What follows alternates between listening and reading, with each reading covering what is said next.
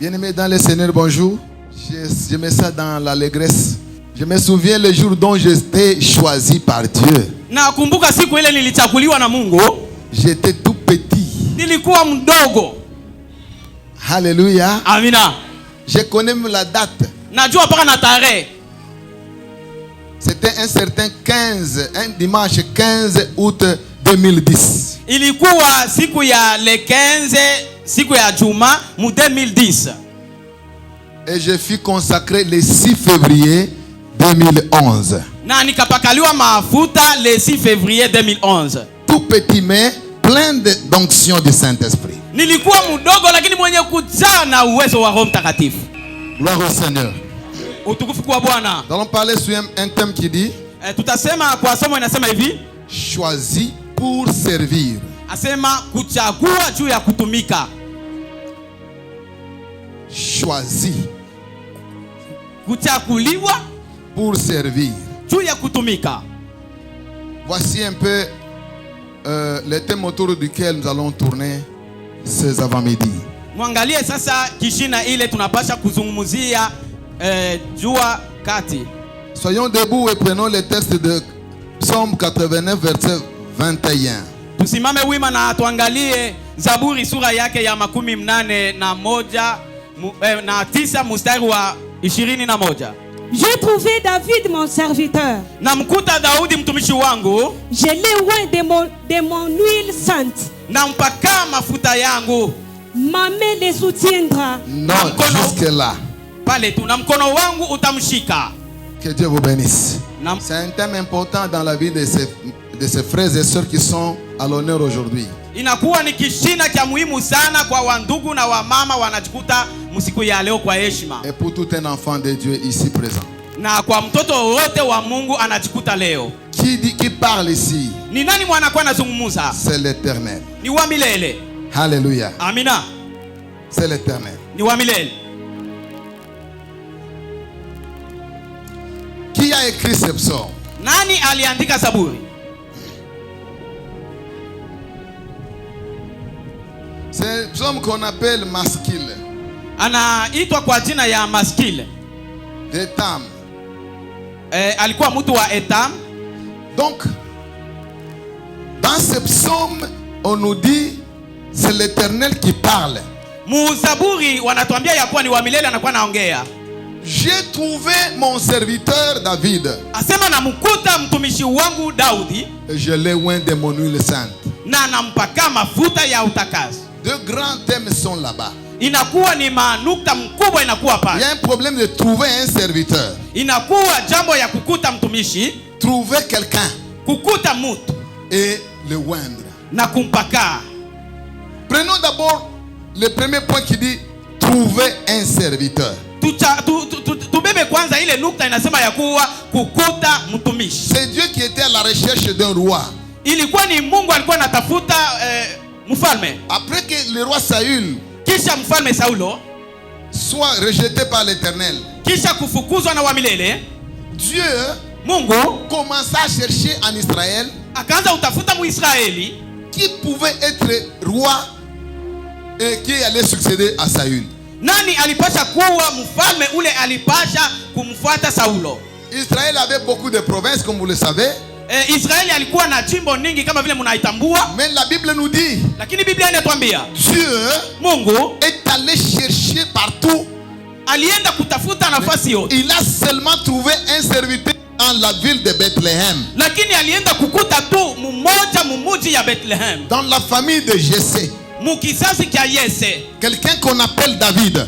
Mmoja ule anaitwa kwa jina ya Daudi. Qui est David? Ni nani Daudi? C'est un Bethlehemite. Anakuwa ni mtu wa Bethlehem. Sa famille na kizazi chake n'est pas tellement connue comme une famille noble, non. Haikujulikane kuwa ni jamaa yenye kuwa na heshima. C'est un descendant d'un mixage. Inakuwa tu ni kizazi cha kutiliwa tu vile. Son arrière-grand-mère na kambo yake s'appelle Ruth. Aliitwa kwa jina ya Ruta. Ruth vient de Moab. Ruta anatoka kumji ya Moabu. C'est une nation maudite comme vous le savez. Ilikuwa ni taifa ililaaniwa kama vile mnajua. Moab c'est le fils de Lot avec sa fille aînée. Moab alikuwa ni mtoto wa Lota na mtoto wake Maintenant, mwanamke. Ruth est descendante de Moab. Lakini Luta huyo anakuwa ni wa kizazi cha Moab. Ruth a quitté chez elle. Luta alitoka kwabo, Elle est arrivée à Bethléem. akafika Bethlehem. Elle est épousée par Boaz. Na akaolewa na Boazi. Elle a donné naissance à un enfant qu'on appelle Obed. Na wakazaa mtoto anaitwa kwa jina ya Obedi. Et Obed Na kisha Obedi, dans sa descendance, on a donné naissance à Salomon. Et Salomon a donné naissance à Jessé. mukizazi chake akamzaa Salomo na Salomo akamzaa Jesse. Donc c'est une famille un peu compliquée dans sa descendance. Inakuwa ni kizazi kinakuwa na mvuruko, haijulikane tu mzuri. Mais quand Dieu cherche un roi, Sasa kama Mungu anakuwa anatafuta mfalme, il trouve un roi dans cette famille-là. Mungu anakuta mfalme muile kizazi. Il dit à Samuel. Anamwambia Samueli. Cette histoire se trouve en 1 Samuel chapitre 16. Hiyo historia inajikuta kwa Samueli wa kwanza sura Verset yake 1 et suivant. kuanzia pale na kushuka. Il trouve quelqu'un dans la famille de Jessé. Anakuta mmoja ndani ya kizazi cha Et Yese. il dit à Samuel, Akamwambia Samueli, prends la corne, asema chukua pembe, mets de l'huile, tia va à mafuta, Bethléem. uende kule Bethlehem. Il y a une famille. Kunakuwa jamaa moja. J'ai trouvé mon serviteur là-bas. Nakuta mtumishi wangu kule, Vas-y le wendre. uende mpakae. Samuel est parti. Samueli akaenda. Il est arrivé à Bethléem. Akafika Bethlehem. Il est arrivé dans la maison de Jessé. Akafika munyumba ya Yese. Il a commencé à chercher qui est roi. Akaanza kutafuta ni nani mfalme. Il a demandé à Jessé de lui présenter tous ses fils. Akamuomba Yese kwa juu amwambie watoto wote. Jessé lui a présenté le premier-né. Yese akamwambia mtoto wa kwanza. Il s'appelait Eliab. Alikuwa anaitwa kwa jina ya Eliab. Quand Eliab vint, Wakati Eliab alifika, selon le regard ou la vie, la considération du prophète, gisi nabii alikuwa naona, il voit que c'est lui. akaona sema njoo yeye Par rapport à sa beauté juu tu ya urembo wake et à sa taille, na urefu wake, il comprend que oui, ça doit être lui. akakubali asema ni yeye Quand anapaka. il avait pris la corne pour le oindre, Yeye tu kuchukua pembe asema umpakae, l'Éternel Dieu lui dit, wa milele Mungu akamwambia non, asema hapana, c'est pas lui. ana yeye Celui-là, ule je l'ai rejeté. nilimtosha, Il n'est pas dans mes calculs. ana muhesabu yangu, Il n'est pas dans ma destinée. ana muhesabu yangu, C'est pas lui. ana yeye, Déclasse-le. umtoshi. Avec sa position, Na msimamo wake, il était aîné de la famille. alikuwa mzaliwa wa kwanza. En Israël, un aîné, Muisraeli mzaliwa wa kwanza il jouit de la double portion. alikuwa anacheza kwa Dieu l'a rejeté. Mungu akamtosha. On a appelé Aminadab. Bakamwita Abinadab, Dieu a refusé. Mungu akakataa. On a appelé Shama. Bakaita Shama, L'Éternel l'a refusé. wa milele akakataa. Bon, Samuel était déçu. Samueli Maintenant, il dit à akasononeka. Jessé, Sasa akamwambia Yesu, sont ceux-là tous tes enfants? asa njoo bote tu batoto yako. Jessé lui dit, Yesu akamwambia, oui, mais il y a un tout petit là. asema ndio, lakini kuko tule mdogo Il n'est pas ici. Bon, ana nous hapa, l'avons envoyé en brousse pour garder les bétails à la ferme. lakini tulimtuma tu kwenda kuangalia zizi kule porini. Samuel dit, moi je ne quitte pas ici sans que celui-là ne soit présent. Samueli akasema ya kwamba mimi siwezi ondoka hapa kabla ya yeye kufika hapa. Allez le prendre. Wende umchukue. Amina. Quand ils sont allés le prendre, Wakati balienda mbeba, nous ne savons pas, vous et moi, la tenue qu'avait David. atujue nini na mimi ile vazi ilikuwa na Daudi. Il était en culotte Alikuwa mu kapitula ou en pyjama. au munguo tu ya usingizi. Quelqu'un qui est en brousse dans la ferme là-bas. Mtu alikuwa jangwani. Croyez-vous qu'il a des parfums là-bas? Unafikiria kuwa alikuwa na manukato kule? Il est toujours à côté des bétails, des bêtes. Eko paka pembeni ya zizi. Il avait que des frondes. Alikuwa paka na Il avait que kombeo. le fouet. Alikuwa na fimbo. Ce sont les choses qu'il avait dans sa vie. Ilikuwa ni vitu vile alikuwa navyo maisha yake. Amen. Amina. Alléluia. Amina. Mais il s'occupait des bétails de son père. Lakini alikuwa analinda vizuri nzizi ya baba yake. On l'a dit à David. Wakamwambia Daudi, On t'appelle à la cité. asa wanakuita kule mumuji. David a quitté. Daudi akatoka, Comme c'était une invitation urgente. gisi ilikuwa ni mwito ya haraka, Comme lui aussi était beau gisi na yeye alikuwa mrembo dans toute sa jeunesse. mujana wake. Il arrive à la cité. Akafika mumuji. Quand il vient, wakati alikuwa anafika, il approche maintenant dans leur parcelle. akaanza kukaribia sasa na kupango La yao. voix de l'Éternel vient. Wa milele, sauti ya wa milele ikafika. Dieu parle à Samuel. Wa milele Mungu eko na Samuel. Il lui dit, Anamwambia, sois debout. asema simama. Tiens-toi debout. Asema simama wima. Où elle est? Umpakae. Car c'est lui. Kwa maana ni yeye. Il est là. Iko pale. C'est lui que j'ai choisi. Ni yeye nachagua. C'est lui que j'ai vu. Ni yeye naona. Tout le monde que tu vois ici Wote hawa unaona n'était pas dans ma sélection. abakukuwa mchaguzi wa. Tiens-toi debout. Simama wima. Où elle est? Umpakae. Car c'est bien lui. Kwa maana ni yeye. Alléluia. Amina. Quand Dieu confirme, Kama Mungu anahakikisha, c'est vraiment vrai. ni kweli kweli. Quand Dieu confirme, Kama Mungu anahakikisha, qui peut infirmer? nani atakataa? Quand Dieu choisit, Kama Mungu anachagua, lui qui n'a pas de conseiller, na yeye ana na washauri. il fait ce que bon lui semble. Anafanya ile inamsaidia. Quand il choisit, Kama anachagua, même si tu es villageois, hata kama uko il va te kijiji, transformer. yeye atabadilisha. Même si tu n'as pas beaucoup appris, Hata kama il va te ukufunze, donner la connaissance. atakupa ufahamu. Même si tu n'as pas une bonne figure, Hata kama una na uso, l'onction va te transformer. lakini upako itaubadilisha. Ça ne dépend pas de la beauté Haitajua tu ya urembo ni wako, de la taille. hata urefu wako. Ça dépend de la position du cœur. Amena, inahitajiwa na usimamo wako. Uchaguzi, Le choix ne dépend pas de ce que vous faites dans la vie. uchaguzi hahitajiwa na vile Le mnafanya choix kwenye dépend maisha. de l'attitude ou de la position que vous avez devant Dieu. Amena, uchaguzi inahitajiwa na usimamo ile unakuwa mbele ya Mungu. L'Éternel dit, voilà, c'est lui. Wa milele akasema ndio ni C'est ule. pourquoi il dit à Samuel, Chunga anamwambia Samueli, j'ai trouvé asema nakuta, mon Amena, serviteur. nakuta mtumishi wangu. Il était réjoui Yeye akafurahikia de dire cela à Samuel. kwa juu ya ile, J'ai trouvé mon serviteur. akafurahikiwa juu ya kumwambia Samueli. Dieu était fier de David.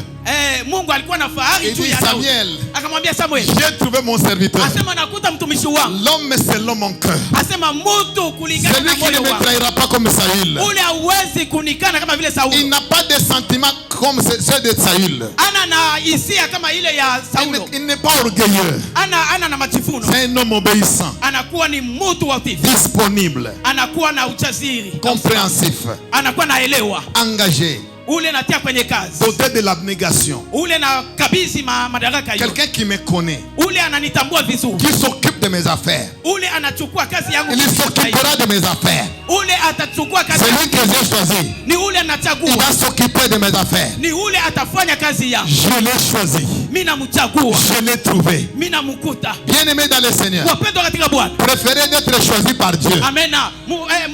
Mkubalie na kupenda kuchaguliwa na Mungu. Soyez un leader choisi par Dieu.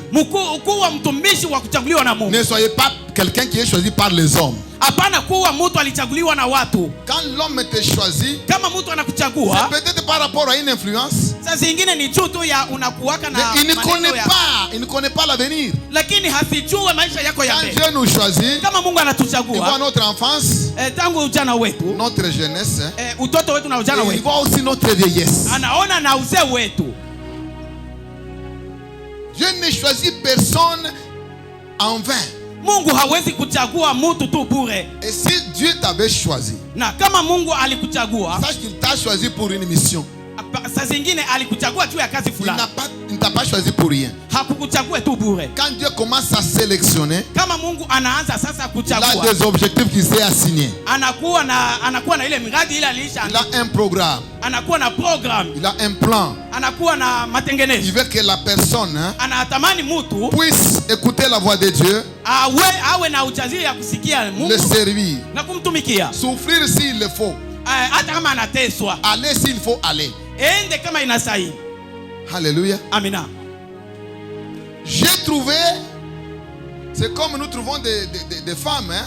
Asema ni kama vile tunakuwa na pata, Même si les femmes sont nombreuses, mais il y a des préférences. hata kama weko wengi, lakini kunakuwa wale wanahesabika. Il y a des critères. Kunakuwa ile tunapasha batambua. On peut dire celle-ci elle est belle, mais bon, Tutawezi kusema huyo anakuwa mrembo, lakini kitu son kimoja, caractère n'est pas bon. lakini paka kibambo yake haiko mzuri. Quand Dieu a dit j'ai trouvé, Kama Mungu alisema nakuta, il était convaincu. alihakikishwa. Moi je crois que ces frères et sœurs qui sont devant vous, Mimi nafikiria kuwa wandugu na wamama weko mbele yetu, Dieu est convaincu d'eux. Mungu anahakikishwa nao, qui sont des hommes qui peuvent être capables de soutenir l'œuvre de Dieu. amena, wanakuwa ni watu watakuwa na uhodari ya kushikamisha kazi ya Mungu. Qu'elles sont des femmes Wanakuwa ni wamama qui peuvent relever l'œuvre de Dieu. watasimamisha kazi ya Mungu. Amen. Amina.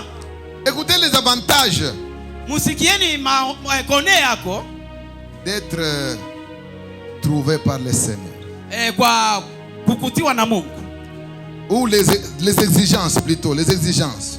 au mashuruti inakuwa pale. Pour être choisi par Dieu, Kwa juu ya kuchaguliwa na Mungu, il faut remplir tout un nombre de critères. inastahili uwe na makanuni hiyo. Le ministère exige une vie d'obéissance. Huduma inahitaji maisha ya utifu. Quand Dieu vous appelle, Kama Mungu anakuita, il croit que vous allez obéir anafikiria na kutumainia ya kuwa utatii à tous ses commandements. kwa amri yake, Vous allez obéir à son appel. utatii mpaka na kwa mwito yake. C'est pourquoi il avait appelé Moïse. So kwa maana alimuita Musa, Moïse a commencé à se retirer. Musa akaanza kujikokota Il a dit kurudi. obéis seulement. Akamwambia sasa, wewe tii tu, Je connais ce que je ferai avec toi. asema najua ile tafanya na wewe.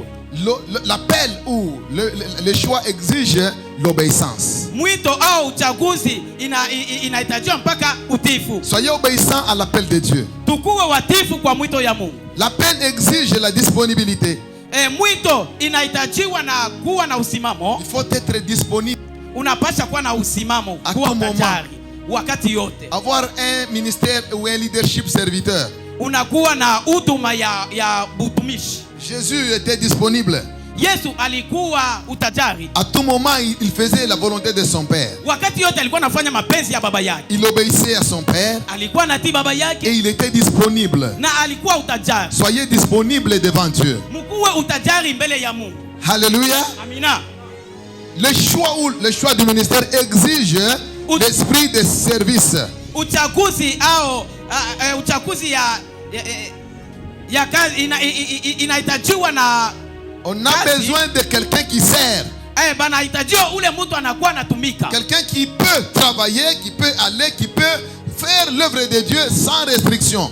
Ule mtu anastahili kwenda kutumika kazi bila ya kufikiria vitu vingine. Quelqu'un qui sert Dieu même dans des conditions difficiles. Ule mtu anakuwa anamtumikia Mungu hata mu mahali ya nguvu. Servir, c'est pas facile. Kutumika haiko kitu kepesi. Servir, ça vient du mot grec qui s'appelle doulos.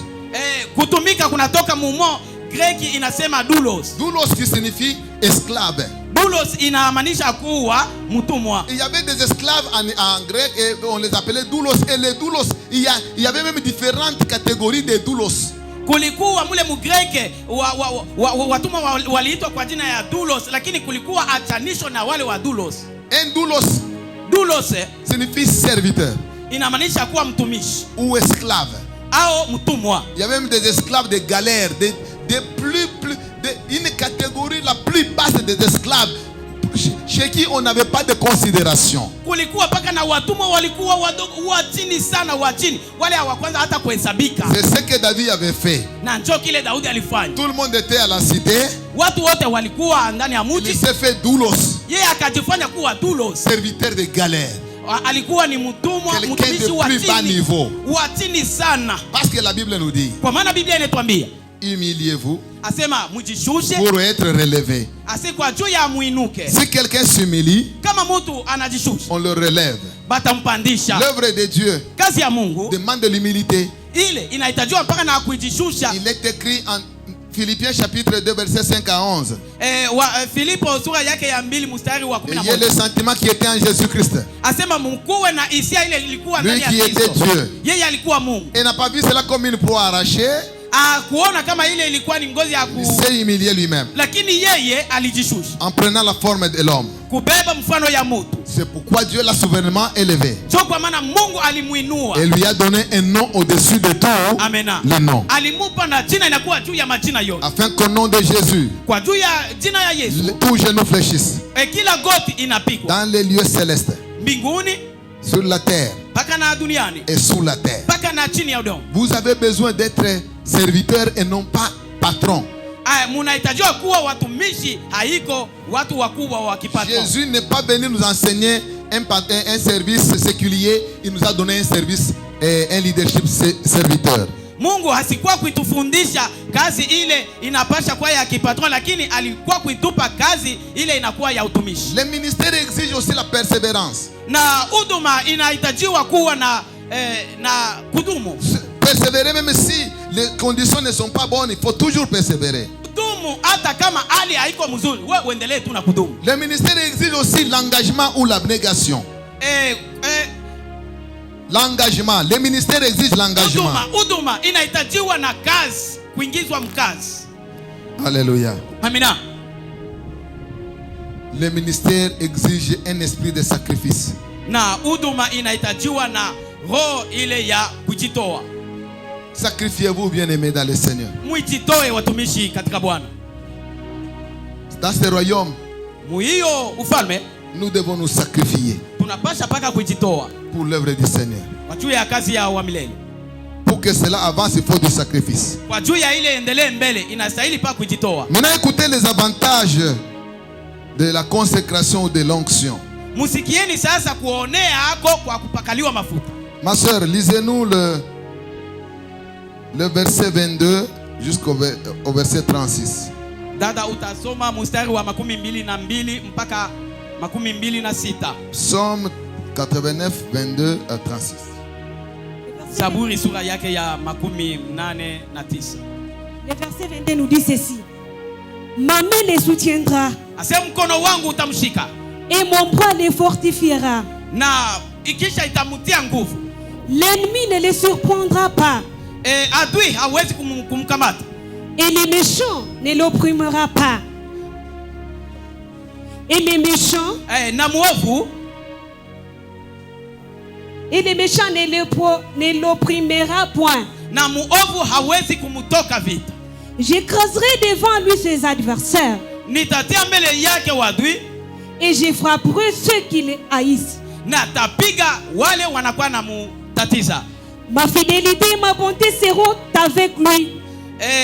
Uaminifu bwangu na bwema bwangu butakuwa juu yake. Et sa force s'élèvera par mon nom. Na nguvu yake itakuwa juu ya jina yangu. Je mettrai sa main sur la mer. Tatia mkono wangu juu ya mkono wake. Et sa droite sur le fleuve. Asema na mkono wangu wa kulia juu ya bahari. Lui, yeye, il m'invoquera. Yeye ataniita. Tu es mon Père. Asema uko Baba. Mon Dieu est le rocher de mon salut. Mungu wangu na mwamba wa wokovu wangu. Et moi, na mimi, je ferai de lui le premier-né. Tamufanya kuwa muumbe wa kwanza au mzalika wa kwanza. Le plus élevé des rois de la terre. Yeye atakuwa wa kuinuka kwa wafalme wote wa dunia. Je lui conserverai toujours ma bonté. Mimi tachunga tu wema wangu. Et mon alliance lui sera fidèle. Na agano yangu itakuwa ya uaminifu. Je rendrai sa postérité éternelle. Tafanya uzao wake wa milele. Et son trône comme les jours des cieux. Na kiti cha enzi chake kitakuwa kama vile cha mbingu.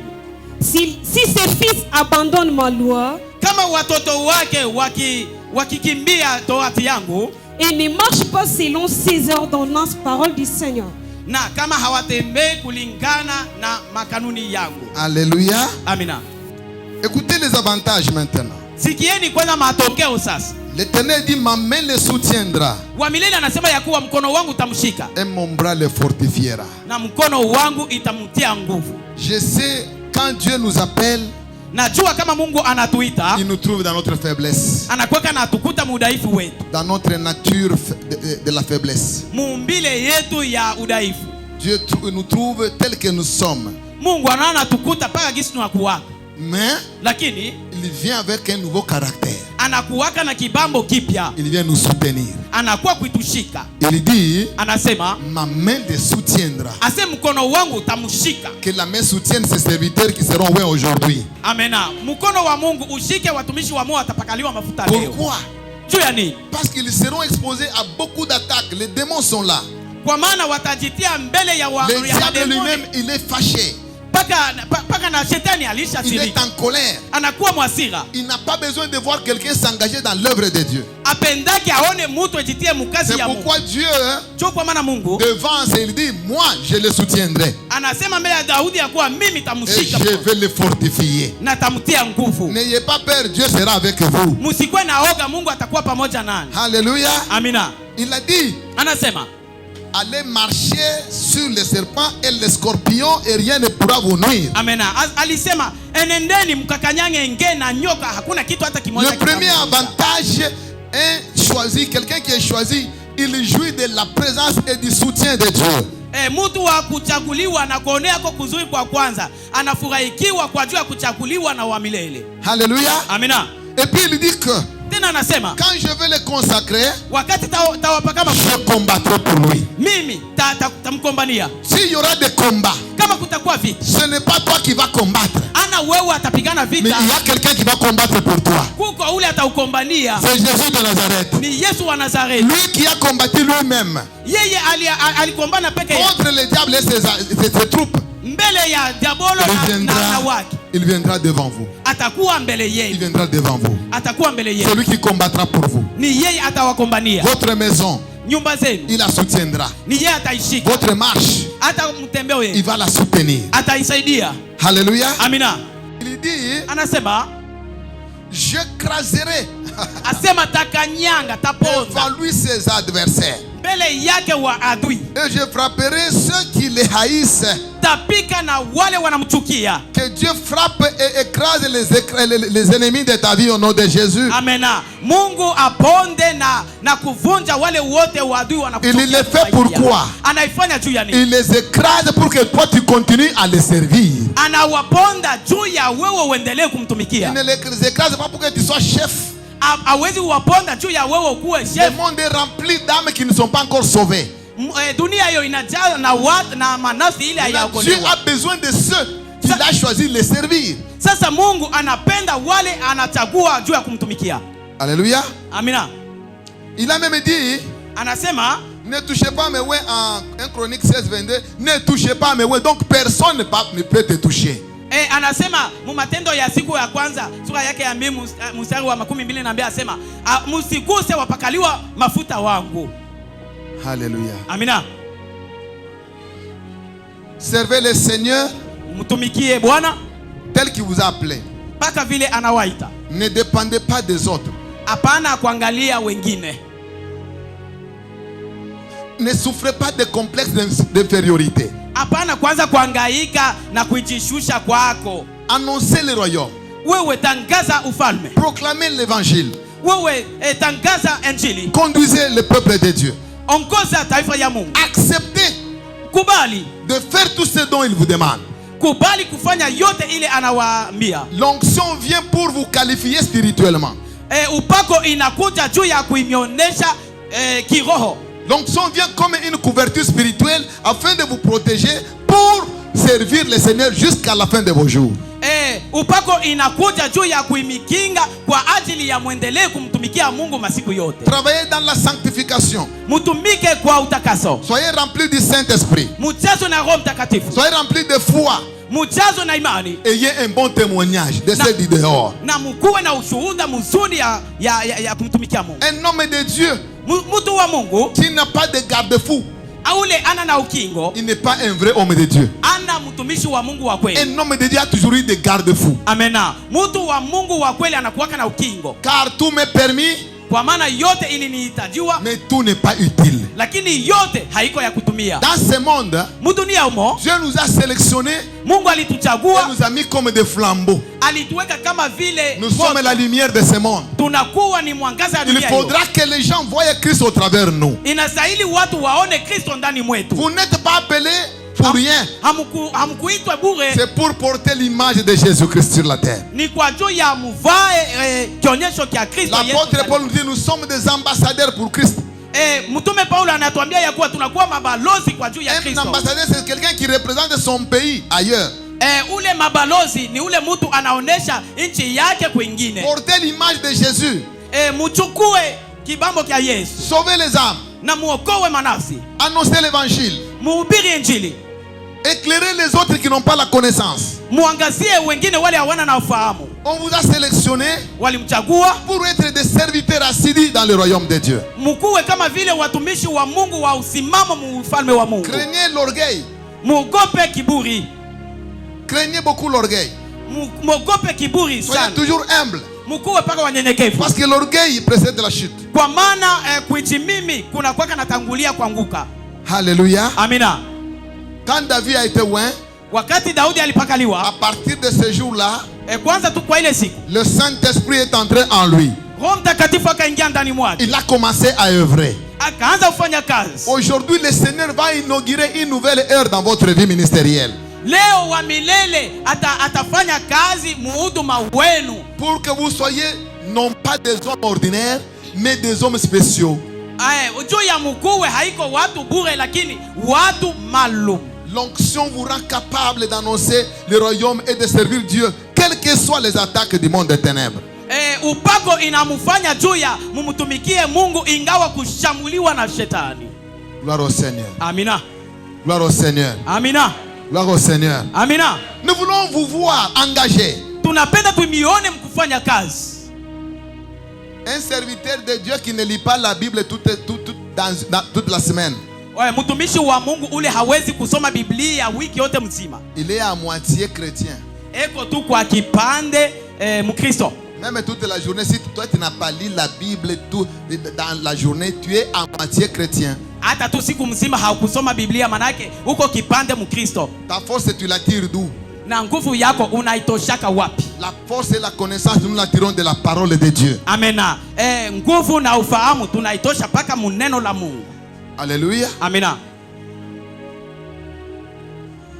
Et puis pour finir, bien-aimés dans le Seigneur, Na kisha wajua kumaliza wapendwa katika Bwana. en Jean chapitre 21, Mu Yohana wa habari njema sura yake ya 21 verset 15, mstari wa 15, Jésus a dit à quelqu'un, Yesu aliambia mtu mmoja. Pierre, m'aimes-tu plus que les autres? Asema, Petro, unanipenda kuliko wote? Pierre lui dit, oui Seigneur, tu sais que je t'aime.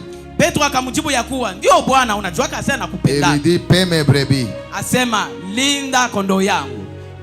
Il lui dit encore, Akamwambia tena, est-ce que Pierre, tu m'aimes? eti Petro unanipenda? Il lui dit, oui Seigneur, tu sais que je t'aime. Akamwambia tena, asema, ndio Bwana, unajua sana nakupendaka. Paie mes brebis. Asema, linda kondoo yangu. Il lui dit pour la troisième fois, Akamwambia mara ya tatu. au point que Pierre était même fâché. Kufika pa mkiwango Petro akahuzunika. Seigneur, n'est-ce pas tu sais toutes choses? Asema, Bwana, si unajuaka tu Toi yote? tu connais toutes choses. Wewe unajuaka yote. Tu sais comment je t'aime. Unajuaka gisi gani nakupendaka? Il dit paie mes brebis. Asema, we lisha paka kondoo yangu. Il y avait deux disciples. Kulikuwa wanafunzi Il y wawili. avait Pierre qui aimait Jésus. Kuko Petro alikuwa mwenye kupenda Mungu. Il y avait Jésus qui aimait Jean. Amena. Kulikuwa Yesu alikuwa mwenye kupenda Yohana. Écoutez, bien-aimés. Sikieni wapenda. Pierre, c'est lui qui aimait Jésus. Petro njo alikuwa mwenye kupenda Yesu. Mais Jean, Lakini Yohana c'est Jésus qui l'aimait. ni Yesu alikuwa alishamupenda. Qui faisait bien? Nani alikuwa anafanya mema? Qui faisait bien? Nani alikuwa anafanya mema? Celui qui a bien fait, c'était Pierre. Ule alifanya mema ni Petro. Parce que lui aimait le Seigneur. Kwa maana yeye alikuwa alishapenda Bwana. Mais Jean, Lakini Yohana, il n'avait pas l'amour du Seigneur, mais c'est le Seigneur qui l'aimait. lakini hakuwa na mapendo ya kwa Yesu Kristo, lakini ni Yesu alikuwa Même alishampenda. dans vos enfants, votre famille, Hata mujamaa yenu, ne donnez pas l'héritage à celui que vous aimez. hapana kupatia urithi kwa ule unapenda. Donnez l'héritage à celui qui vous aime. Amena. Patia urithi kwa ule anamipenda. Parce que celui qui vous aime, Kwa maana ule anamipenda, il va perpétuer tout ce que vous allez laisser comme héritage. ataendelea na ile yote utaacha kama vile urithi. Celui que vous aimez, si vous lui donnez, Ule unapenda kama unamupa, il va utiliser très mal parce qu'il sait que atatumikisha mubaya kwa maana anajua ya il va kuwa me donner toujours. asema atanipa paka. Il n'a pas d'effort à fournir. Ana na nguvu ya kufanya. Mais celui qui vous aime, Lakini ule anawapenda, à tout moment, kila mara il est toujours eko paka, préoccupé à t'aimer, à t'aimer, à t'aimer. eko paka wakati yote, eko paka na kupenda paka na kupenda. Si vous voulez que Jésus vous donne son royaume, aimez-le. Amena. Kama munapenda Yesu emipe ufalme wake, mumupende. Amen. Amen. Au lieu de laisser le royaume, la clé à Jean qu'il aimait, Pali ya yeye aache fungulo kwa Yohana alikuwa alishampenda. Jésus fait le contraire. Lakini Yesu akafanya kinyume. Il laisse la clé à celui qui l'aimait. Akaacha fungulo kwa yule alikuwa alishampenda. Aimez le Seigneur. Mumpende Bwana. Il va vous donner les clés du royaume. Amen. Atawapa fungulo ya Il n'a pas donné la clé à Jean qui reposait, qui mettait sa tête sur sa poitrine.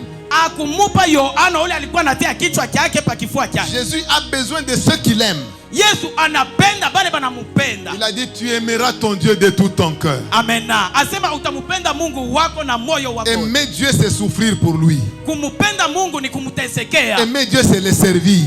Kumupenda Mungu ni kumtumikia. Aimer Dieu c'est de s'engager pour son œuvre. Kumupenda Mungu ni kujitia kwa kazi ya umfanizie kazi. Comment voulons-nous aimer Dieu en tant qu'ancien de l'église? Tutafanya namna gani tumupende Mungu C'est en paissant son troupeau. Ni kwa juu ya kulinda zizi yake.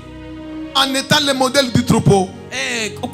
Kwa kuleta mfano mzuri mbele ya zizi yake. En priant pour les malades. Kwa juu ya kuombea wagonjwa. Si je suis évangéliste, kama nakuwa mwinjilisti, aimer Dieu c'est proclamer sa parole. Kumupenda Mungu ni kutangaza neno lake. C'est annoncer l'évangile. Kwenda kutangaza injili. L'apôtre Paul a dit je n'ai pas honte de l'évangile.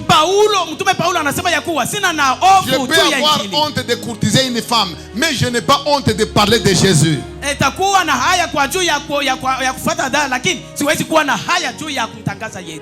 Alléluia. Amina. Je m'arrête ici. Nasimamia hapa.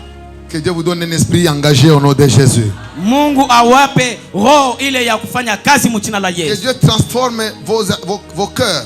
Mungu abadilishe mioyo zenu. Que Dieu vous utilise comme ses instruments dans ce monde. Mungu amitumikishe kama vile vyombo vyake pa dunia hii. Que Dieu vous soit favorable dans la marche de votre ministère. Na Mungu akuwe wa wema kwa safari yenu ya huduma. Il vous donne la force du Saint-Esprit. Emipe nguvu ya Roho Mtakatifu. La connaissance de sa parole. Ufahamu wa neno lake. Et vous serez capable. Na mutakuwa na uhodari. Parce que c'est lui qui produit en vous le vouloir et le faire. Amena. Kwa maana ni yeye anakuwa analeta kupenda na kufanya. N'ayez peur de personne. Musikwe hofu na mutu. Parlez de Jésus même s'il y a un marabout.